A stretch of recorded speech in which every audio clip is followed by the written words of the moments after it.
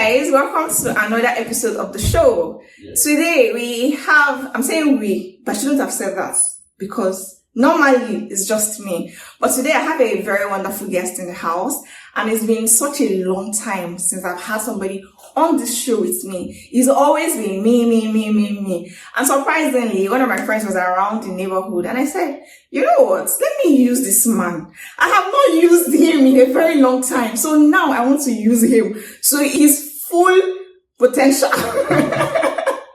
So yeah, we're talking about a very interesting topic today. We're talking about mixed income friendship.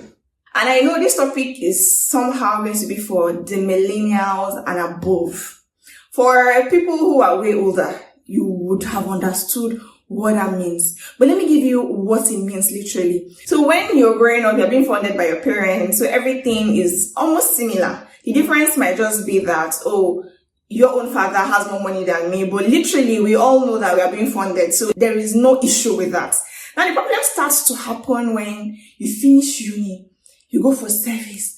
One of your friends now come into a large amount of money, and you are still there doing your 9 to 5 and wondering, hey God, when will my own turn come? But you know that realistically, you're doing everything in your power to up your money, literally. So what we're talking about today is how to navigate your friendship when you guys have come to an age where you now both understand what money is like, how the world moves around with money, what happens if you are the broke friend and your friend is the main person, how is your relationship going to keep, moving on, all of that, yada. And then we will somehow navigate it to being in a situation where you're doing perfectly fine and your friend is going through a rough patch and probably you have something good happening to you. How do you navigate that?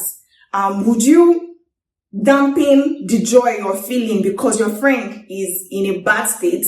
Or would your friendship mean that you will hide your own joy and share in this person's sorrow? Or do you put everything on the table? All of this, we're going to be talking about this with our guest. And our guest is none other than Dr. Sam. So yeah, welcome from a short break. We're going to jump into this conversation. Stay tuned.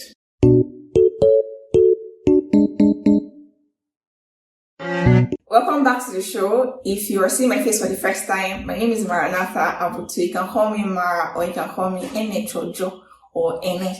Either one you want to call me is absolutely fine. And today we are joined by this wonderful doctor. Thank you, ma'am. Okay, hi. Hi. Thank you for coming on the show. Thank you for having me. You're welcome. What do you do? Well, I'm an entrepreneur. Okay. I'm CEO Elias Greenfield, an agro-allied company, and then I have a Seekers Foundation where young people are trained on digital skills. Oh wow! Now, if you look at both of us, you can already tell that one of us is the big money person, right? Just by all of these things that he has mentioned, you can tell that there's already a mixed dynamic right here. But before we go into all of that, I would like to know, in your friendship group, have you ever been the broke person? At some point, yes. Don't lie. Yeah, at some point, yes. Actually, at some point, yes. Wow. Yeah. At some point, yes. Okay. And even now, I still have a circle of friends. When I come around, I feel broke. I think we would always have friends who are a bit up than we are. But I think, I think the problem is when there's a very wide gap. Yes, wide gap. And that's what we're talking about today. So again, like I said earlier, you don't see these things until you come to a certain age where you're done with university, you've served, and then your friend will call you one day and say, Mara, let's go clubbing. And you're like, wait, clubbing, who is sponsoring this thing? And I know, don't worry, I got you. Right. As a friend, you'll be like, oh, yeah, my friend have money, you'll go to the club. Another time again, let's go to the pool. You'll be like, okay, let's go. As a wise person, by the third time they ask you, you're supposed to start thinking, wait, every time we go out, is this girl or this guy that's paying for this thing? It doesn't make sense. But I think the problem with us sometimes is, instead of us looking at these things for what it is, we start to bring in several other things like, oh, maybe my friend is trying to be pompous, or maybe my friend's behavior is just being somehow, but genuinely, they might just want to have a good time with you, and they know that you can afford to do this thing, but yes, they want to spend time with you. Absolutely. Now, my question to you would be that, have you ever had a friend that maybe you guys are not on the same money level, and you've asked this person repeatedly to come out with you, and you get to a point where you're like, you know what, because of this person's attitude, let me not ask this person to come on this trip with me. Have you ever been there? I would say not really, or not exactly. Explain. Okay, so so I have a couple of friends who I'm well aware of their financial status. Okay. And then I know that if I'm going to call this person out to this place, I also know they won't be able to afford whatever it is we are going to deal with. Yes. Right. So every time I look at inviting any of them to go out with me, I ensure that I'm able to cover the bills for the two of us. Now, if for instance, okay, let me not say for instance, we are friends, right? Right. And you know that there are certain places and I'm that... a red boy. Oh, please. I know that there are certain places that you can conveniently afford that I would not be able to afford. Okay. Now, in situations where you know I don't have this money, does it occur to you that, I can't foot people's bill, right? So instead of asking Mara to come out with me, let me ask one of my money friends who will be able to foot their own bill. Does that happen? For me, I'll say no. So in essence, if you want to go somewhere and you have the money for yourself, you will still invite somebody else out. If I can cover for the both of us. And if you cannot, what do you do next? I do a solo date. Yeah, because you wouldn't want to actually inconvenience people beyond their budget. Okay. Right? So, because for example, it's not like it's a pre-planned outing. You just feel like hanging out and you want your friend to come along. But what the resources you have can cover for just you. Your other friend may even come and eventually also pay their bills. Right. But you may be putting them in a tight spot. Corner. Yeah, absolutely. Okay. So I have a story to share with you guys. In my friendship group, there are different levels of money. But I will let you guys know that I'm among the broke people. And I think that sometimes... Helen is rich. Oh yes, my friend, I promised I was going to mention her name. Helen is among the brokest. Helen is rich, I know her. She's rich. So in my friendship dynamic, I feel like sometimes, even though they don't say it, there are instances they go to that they don't tell me. And I don't feel somehow. I think that in my head, I'm even grateful. Right. Yeah, I'm grateful that, you are going to so and so place and you're not telling me about it. You gist me. You'll be like, I'm going out. Or maybe when they are there, they're like, Mara, video call. I came out with some of my friends. And honestly, I am happy, but I'm grateful that I wasn't invited. Because if I was to be invited, I know someone will be paying. But I think sometimes it's weird for some persons. Okay. And maybe sometimes we like to tell ourselves lies like, my friend is not supposed to have other friends. And it's a harsh reality, but your friends' other friends may be able to foot these your other friends' bills. But then when you sit on social media sometimes, it comes out like your friends are having fun without you. Exactly. So it's all these things that I feel like sometimes it creates a sort of somehow behavior between us, because sometimes people are caught in between, my friend have money now, she's having fun without me, but you don't know that your friend can afford for you and herself. At that time, yeah. Right? So I feel like it's our weird behavior. I also recently had a friend who said she wanted to go for summer break. Okay. I have another friend. I had one who said last year that he wanted to travel to a different country for Christmas. When they first told me, I was angry. I wouldn't even lie. I was angry. And then I had to call myself to order, like, wait, you are angry because somebody else can afford to go and you cannot go. And I said, no, I think that my anger stems from... Not going with that. Yes. So when you were broke, have you ever been in such a situation where they are able to afford certain things and you cannot? And somehow, we are all humans, right? It's not envy, it's not jealousy. It's just you feel bad that, they are doing this ABCD things without you. Have you ever been in that situation?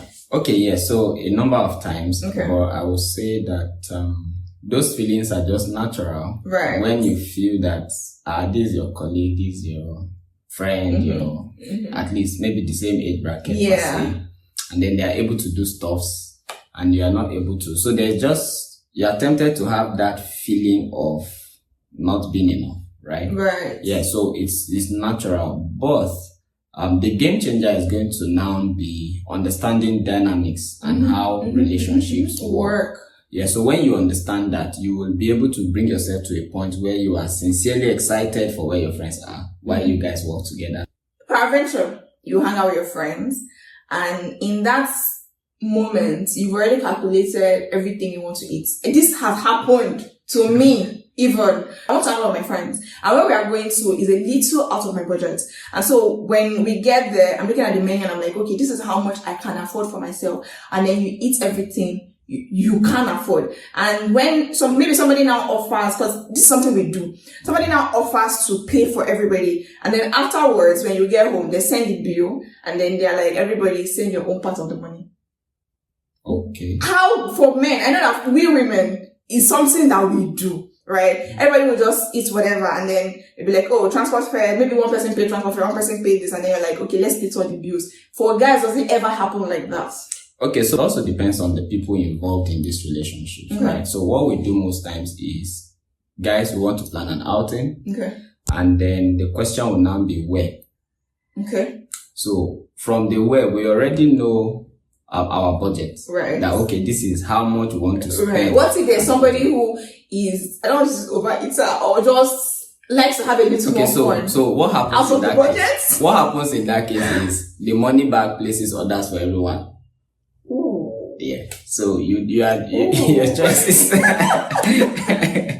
Yeah, so sometimes I've been in that situation sometimes where I wanted to go out with 3 of my friends. Okay. Right. So while we're on the way, one of our mutual friends now called that, hey guys, we're on this. Yeah, we're going to eat. And they're like, oh, where? You now came. So when he came, for him.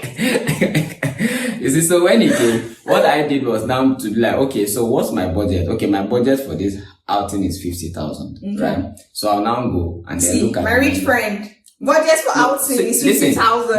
Whereas this is something we used to eat for a month. I said, let's see. All right, I'm not.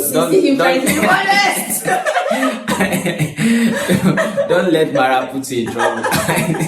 So the figures are just numbers, right? So when we now got to that place, I now looked at the budget I have, and then I went to look at the menu, right? And then I saw what was obtainable, and then I was like, okay, serve everybody this particular, let's say jollof rice, 1 chicken, and maybe 5 alive and table water. Okay. So it means I'm eating the same thing you are eating. Right. So there's no, Right, so right. That makes sense, actually. But for us, I would lie if I say that I'm not going to hang out with my friends. And I know from their house, because me, I'm a very blunt person. In short, everybody knows I am broke. I cannot even afford to take this out of my budget. So if my friends, like maybe Danny calls and says, oh, Mara, come, let's go out. I don't think I'm 2 times. Because I know that whatever Danny is eating, Danny will get for me and will pay the bill. Right. Now, in situations where I'm going out with somebody like Helen, I know that we are all on the same salary scale, right? And so I cannot put the pressure on her to say, cover for me or cover. Do you want to cover yours and cover mine? So in situations like that, what I think we do is we plan. So what happens if you're going out with someone? If I'm going out with someone, I know that's how I pay my bills. I don't stress. See, from my transportation to my feeding. You see how this can be, right? So how, exactly, that's the next thing I want to go into. That's the next thing I want to go into. So with somebody like Helen, we plan. We're like, okay, just chill. I don't have money now. Oh, you have money. Oh, yeah, save your money. Lock it somewhere. In next 2 weeks, I'll get salary or something and then we can go. We've been planning Amala dates for like 2 weeks. 2 weeks. You see? Because other things keeps, calling them and I'm like, oh, I've used the money for something else. So I feel like maybe understanding your friends. You're not around. So technically, what I'm trying to say is that I think how you can, let me start with you. Okay. What do you think is the best approach to navigating mixed income friendship? Instead of feeling somehow that you're being left out of vacations or fun outings or places that you actually really want to go but you can't afford. So what's the best way that you think as millennials we can learn to navigate these friendships without feeling jealous or envy or feeling like you're being left behind? From the time I began to realize that life generally borders around relationships and friendships, I became more deliberate about studying people. Studying people, understanding the concept of a thing. Right. So when you say friendship, what is friendship?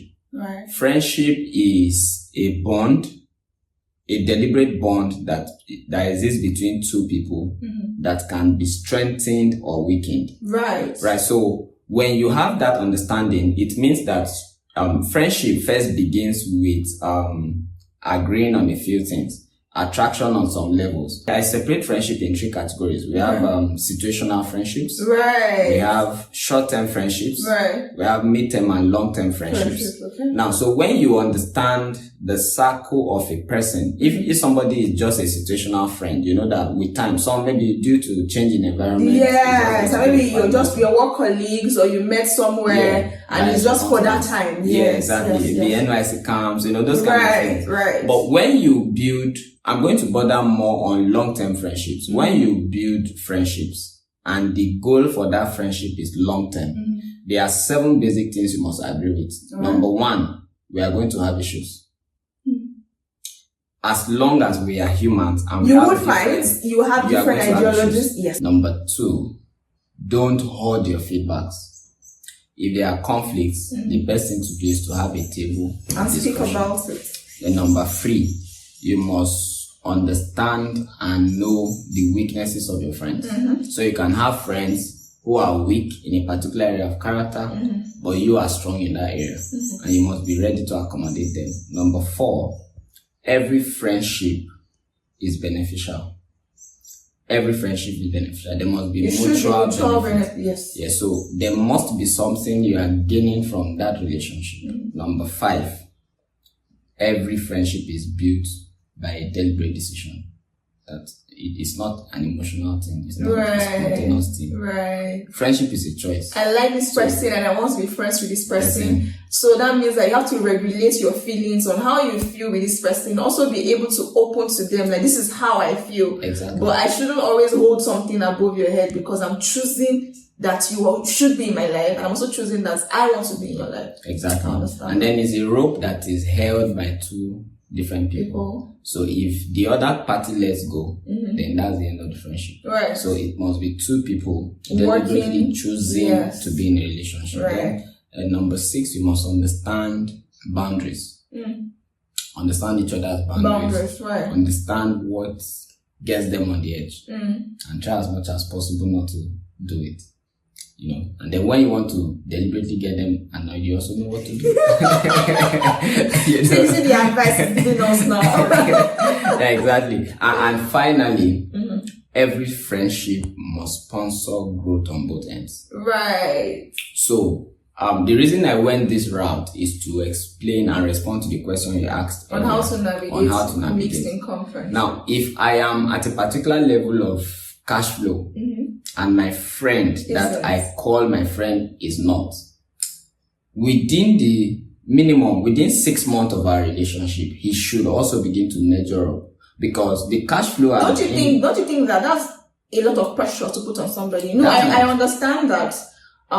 Every friendship should be mutually beneficial to everybody, right? I'll explain why I mean that. And hold on. I also understand that if you're friends with rich people, there should be a level to which they should be helping you, but like putting that burden on them to feel like, oh, you have come into this amount of money, so my life should begin to rise up exponentially in a way. It makes it seem like we are together now we are together as friends. Now that you're rich, I should be rich too. Okay. It's a lot of pressure. If you ask me. It's not. I'll explain why. Okay. Now, cash flows are not magical. Right. Cash flows come through systems. Right. So all I need to bring my friend is to first expose him to the body of knowledge that made this cash flow possible. Right. When he has now assimilated that body of knowledge, he will begin to test the waters of the same cash flow. Everything revolves around information. So for example, if I'm good with bidding contracts, I can educate my friend on how contracts work. Oh, he's good at that actually. So we should use him. So I can say, okay, so do this. Yeah. Do this. So that's how so before you know, he also is beginning to measure up. He's beginning to enter into the space, see how things work. So there's no pressure. No. I get this systemic coming up. Okay. But to say that if you've come into a large amount of money within 6 months, there should be a change. I don't think it happens like that. No. When I say a change, it doesn't have to be that we are now at the same level. But in 6 months, there should be progress. Intentional willingness to grow from your current point. Okay. I've come to realize something. Whatever you set as a goal, even if it's not accomplished in 6 months, if you give yourself to it every day, in 6 months you see progress at some level. That's what I mean. So if my friend is desirous of change and he wants to be where I am, and I'm willing to bring him. So in essence, I've been friends with this guy for more than 17 years. So why am I still broke? Have you told them about the window period? What window period are you talking about? Silence. What? It doesn't matter. What matters is there's been more than 6 months of me constantly talking to you and you being in my life and Helen's life, by the way. So why are we still broke? Okay, so this is the first time. What is that progress? Now I'm getting to know that these people are broke on this show. Honestly. This is the first time. So how do I respond to what I'm not aware of? Okay, for example, now she's my host today. Beautiful apartment, by the way. And then you want me to believe you are broke? I'm broke. That's the end point. Now, what I want us to end with is at different points in your life with your friend and how you can navigate that. Say, for instance, sorry to you, my dear friend. I'm going to be sharing this story on this podcast or on this show. If you hear it here first, so sorry. So I have a friend who was going through a very happy situation in her life at the point where I had surgery, which was something scary. It was both scary for me and mentally draining and all of that. And she had this beautiful thing going on in her life. She felt the need to hide that beautiful thing from me because of the point that I was in my life. And so I eventually found out that, this beautiful thing has happened to my friend. And I'm like, no, you shouldn't have to do that because I was going through a bad phase, but it doesn't mean that the world is going to be revolving around me. People's lives are going to keep going ahead, whether I like it or not. The period I couldn't do anything, I couldn't work with my right hand and all of that. It doesn't mean that you can't tell me that you had a good thing happen to you. And so I wanted to ask you, what would you do in a situation where you're going through this happy phase, right? You're the one going through this happy phase and your friend is going through this damning situation. How would you have handled the situation differently? Okay, so the first thing I would say is that psychologically speaking, you have to, that's why I begin by saying, you have to know your friends, right? Right. There are people you share your happy thing with and knowing fully well they are going through a phase and then they will feel you are insensitive. But you get that? You know me. No, and it would have been, I feel like I can't assume that because we've been friends for such a long time that I think that this shouldn't have flown over your head. Aside the fact that the person may not be sure of the... No, there's no way you're my friend and you're not sure. Okay, so let me now go down to the second point. Okay, so the second point is this. The person may be so overwhelmed by your situation. Yeah. I'm defending your friend. No, let's visit the Holy Book. Say more with them than one, right? If you're mourning with me, does not mean that you cannot say, I didn't even tell you, babe, this and this and this happened to me. I think this is something that happens with a lot of friends out there. That somebody else is going through a bad time doesn't mean that every time, what if every time something bad keeps happening to me? That means all the good things happening to you, you keep suppressing it. Okay, so this is what she eventually told you. After a month and how many years? she eventually... A month and how many years? No, that's not true. Obviously, I was exaggerating a month and many years. But I just feel like, I think, like he said, if you're friends with somebody for such a long time, right, you're supposed to know your friend's reaction from what you've said, I feel your friend is sensitive about your state of mind. Maybe. And he wanted you to be more stable. She wanted you to be more stable. But I was stable. So if you are in that kind of situation, right? And if you observe, I was not there for your conversations and all, but I want to assume that every time she calls you, she bothers around your welfare. So at that point, she's putting you as priority. And kudos to you. No. Aside my friend now, on a more serious note, I think that friendship again is supposed to be mutually beneficial to everybody. Yeah. Right? And because I also saw a scene in this Flossom where all the four friends, I know you've not seen it. I know you've not seen it. The Nigerian series, web series, I think. Netflix? No, not Netflix. Prime. Is it Prime? I think Prime, yes. These four friends, one of them is always having issues. She's into activism, Ramat. The other friend is an upcoming fashion designer, so she's always a broke one, right? Her friends have to always chip in. Oh, every time. Then, that's the VA, right? Then, Ifeanyiwa is a CEO who is taking over her family's business, blah, blah, blah. And then the other one is a publicist who is handling jobs for politicians and really wealthy people. So you can see VA is like the poor person amongst them. But every time they come together, they always have problems. Some will have good news. And for some reason, they end up always talking about the one that have a problem. Which is fair. Because now you get problem now. But it doesn't mean one of them flared up and I understood it completely. It's like I and Helen had a conversation and Helen too was like, she didn't really understand why UVA was so angry. And I understood it completely. Okay. You're always the person who, you come to them, yes. And then they're like, oh, let's help her. Let's give her money. Let's do this. And for once you're having this amazing thing happen to you and everybody just sort of pushed it aside. Like, I think at the end of the day, right, we are all friends because we love each other. We are all friends because we're interested in the affairs of one another. We are all friends because we want to be there for one another.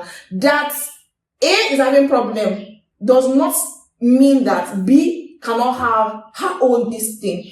So what I would suggest in such situations would be, oh, babe, sorry that this thing is happening to you, blah, blah, blah, blah. Do your, hula badoo, whatever you want to do. And you're like, oh, by the way, this happened to me. This is a way to keep your friends in the know. But not always stripping somebody's things under the rug because maybe it's not as big as Sam's issue. So another thing that can solve this problem is structures, right? Friendship is both a formal relationship, informal relationship, right, and everything in between. Right. Now, I have business partners and I have friends who are also in businesses. Right. Sometimes we schedule times. For example, we can say every last Saturday of the month, we're meeting up on Zoom. Those who are around each other will meet up. Right. Those who are not will have Zoom calls. As a big man, he has meetings on Zoom with his friends. No, if you have friends who are in diaspora, of course, you have to have that. Zoom. Okay, so let's now say we have 4 friends. So, okay, in this meeting, it's called, how do I call it? Updates and feedbacks, right? We have updates and feedbacks. So, every one of us will share, whether good or bad, you share. 30 minutes each. Right. Give us update. What's going on with you? What are your challenges? What are the progress you are making? So I'm sure if you have that kind of system with your friends, this would be avoided. See, again, I can be going through the damnedest thing. If I don't tell you, you might not even know. And funny enough, the day I went for surgery, I also had tooth issue. Helen called me. Yes, of course. Did you tell me? I don't even want to mention your problem on this show. Helen called me. Guess what? She was at the market. And she was asking me which of the stuff to pick. I was at the hospital. She wasn't aware. She was aware that I was going to the hospital, but she forgot it was that morning I was going to the hospital. So at the point where we're talking, I had already even had the tooth done. I couldn't talk properly. I was waiting for them to prep for the surgery and all that. When she called me, we spoke properly. And then she was like, where are you? I said, oh my God, she said, Jesus. And I'm like, this is what friendship is supposed to be. And then she's like, no, even afterwards, I started feeling bad. She came and she's like, see me, you're going through this whole thing. I'm like, no, yes, but like the world doesn't revolve around my own issues. This thing you're doing is important to the job you're about to start. This is what it's supposed to be. But jokes aside, I think that we need to learn to know our friends better. Yeah. And then give our friends how they need to be loved. You know me, I am a service person. I like to be in the know. I like to know what's going on with everybody. So when I call you, how are you, what's going on? And then you lie. Now I'm asking you what's going on with you and you're lying to me because you don't want to be insensitive. But I asked. I think one shocking reality for most of us as we start to grow up and travel to places, meet other people, is that we forget that your friends have other friends. Right. Or sometimes I think we forget that when our friends have other friends, there are situations your friends will not call you for. They would rather call the other friend for that situation. And you don't have to feel bad. And you don't have to feel bad about it. So while I believe that, like, again, I have so many diverse friends and we are all in different money levels. So I can understand my friend saying, oh, I'm going to Paris and I'm going with ABC. And I'm like, oh yeah, cool. Right. And I can also understand that my friend saying, I want to go to the club on Friday. And you tell me that kind of thing, I'll even be angry because I'm working and you know that's my work time. Oh. Yes, I work every day by that time. You guys go to the club? Oh, nice. Sounds good. So I feel like if you've known the type of situations that your friends are able to handle properly, then all of these, issues don't even come up, from the mixed income to navigating people's feelings and emotions and all that. Because again, what I don't like is being the last person to find out about something. And then it makes me feel like a witch. Like, wait, you told everybody about this thing and I don't know about it. And then it starts to feel like, maybe not just for sickness now, for something else, it starts to feel like, do you even like me enough? But sometimes it could be an oversight. Sometimes, yes. But then when it repeats itself over and over again, and then I feel like there's a pattern. There's a pattern to something, being that maybe you feel that your friend is going to judge you for certain situations. I'm talking about a general situation where everybody else knows this thing and you don't know. Maybe because you judge too much. Okay. Then that might be a big issue. Because if I have done something terrible and I have friend B who will tell me, yay, happy for you, good for you. Meanwhile, the witch is the one that say, this thing you did is very bad. It's not Christian behavior. It means when something like that happens, you won't go to that friend to tell them. So I think that might be another issue why your friends will tell everybody something. And that's when the box is coming. Yeah. Yes, exactly. So, but I think that, again, you know your friends, you know what they can handle. And so for me, I know I'm not a witch. I know that I'm not a hater. So if something good is happening with you, no matter how humongous it is, and you start to think, if I tell Mara this thing, excuse you, I'm not like that. And if you made me think I'm like that, then maybe we have no business being friends. Right? Because if in your mind you're feeling like, okay, now you're going for a meeting, right? So you have your bags packed and all that. If I were to be envious, would you tell me that, oh, I have this meeting set up? Exactly, because you always feel like if I tell her, she'll feel somehow or she'll feel bad. So I think with everything we do, there's always maybe a small bad mind in between. And if you get to a point where you don't know where your friends stand, maybe talk, dialogue again, find out why. Or maybe again, every time they ask me, you will now tell me, let's go to a certain restaurant and I know I can afford it. And we haven't stated this that you are the one paying. I probably might have resentment towards you, feeling maybe you were being insensitive to my money situation.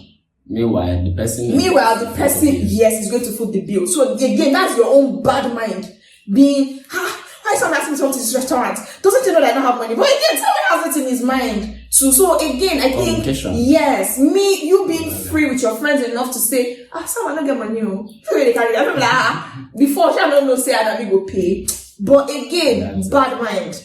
Because you're already envious that this person has this big thing. And that's the same reason why some will probably say, do ABCD in the next 6 months. Let's see how it goes. And you'll be like, what does he think he is? Why would he think, because he has made us more money now? So again, all this relationship matter. I feel like it all stems from small bad, I don't say jealousy or envy, because that seems like such a very big word. But if I say bad mind, then it just means these are human nature. And once in a while, these things can creep in on you. But I think the ideal thing would be that you should talk to your friends about it. So anyway, do you have any last words? Yeah, so the last word I would say is the borderline for healthy relationships or friendship. It all points down to personal maturity. Right. You have to continue to improve on your emotional stability. You have to continue to be able to make excuses for your friends when they err against you. And you have to also learn to be patient with people. Right. Yeah, so but now maturity borders on, you see the signs of maturity to be not reacting in a certain way when certain things are done to you. Being able to communicate your points gracefully. Without shouting and screaming. Yeah, even when you are hot. Being able to make excuses for the other person and being open enough and ready to forgive. To understand and forgive, I think. Yeah, I feel like you said everything I actually wanted to say, because sometimes I think because you know your friend, you're supposed to know the reason why they are acting the way that they do. I will close with a story. A while back, maybe 2 years back, one of our friends did something to another of our friend, and another of our friend came reporting to us. And then the second person supported the other friend without hearing from the other person. I think sometimes because we know our friends too well, we don't even give room or grace for them that, for them to actually act this outrightly, there might have been something or a miscommunication somewhere. So that thing blew up. It became a serious thing. There was even the issue of, block my number, don't talk to me again. All because I don't say her alone. Both of us did not actually calm down to understand what could have happened. We only just said, since you said this thing, I'm sure my friend did it. And that's a breach of a fundamental principle. Exactly. The fundamental principle is, if let's say you are 4 friends in a clique of 5, and then let's say you have friend A and B, C, D, E, friend A and E, or misunderstanding. They should first make effort to resolve within themselves without before taking it out to the other person. So it is when the offended or the offender first goes out to the other circle of friends and it now appears like gossip and gossip. Exactly, because that was exactly what she started feeling like. You didn't talk to me about this, you went to speak to Mara. That's wrong. And now this whole thing. And so even then I was like, actually, this shouldn't have even been the case. And then I went and I'm like, this happened, why? And then she's like, wait. They came to tell you without actually asking me why this has happened. I'm like, actually, that should have been the first bone of contention. Like, did you actually speak to this person about it first? So yeah, I think this is where we would end the show for today. Thank you so much for coming on the show. I'm so grateful for your insights. Zero friend time. Forgot to tell them I'm a pastor. Yes, he didn't want us to say that initially because he didn't want you to start feeling somehow, but he's also a pastor. Do you tell them where you want them to find you? So Samuel Adams Ministries, same name, Facebook, Instagram, TikTok, YouTube. Okay, thank you so much for coming on the show. Again, you know what to do. Like, share, subscribe, comment. What do you think? Have you been in situations where you are having a bad mind about something your friend is doing genuinely from his or her mind? Have you been the person who keeps secrets or all stuff because you feel like you need to manage your other friends' emotions? All of these things we've discussed. If you have 1 or 2 things to say, use your comment section. Type away. And see you on the next episode. Keep listening and watching Rave with Mara. Thank you. Bye-bye.